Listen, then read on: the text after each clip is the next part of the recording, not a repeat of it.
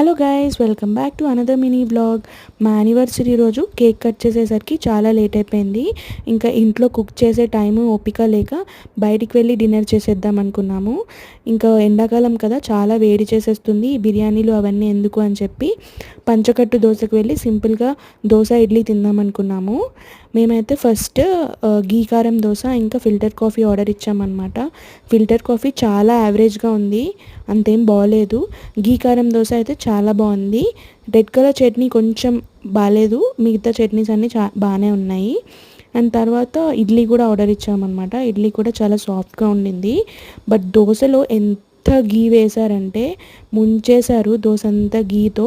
గీ బాగా ఇష్టపడే వాళ్ళకి చాలా బాగా నచ్చుతుంది. నాకైతే గీ చాలా ఇష్టం, సో నేనైతే తినేసాను. ఒక్క దోశతోనే కడుపు నిండిపోయింది, ఇంకా ఇడ్లీ ఏం తినలేదు. That's it for the mini blog. Thank you for watching.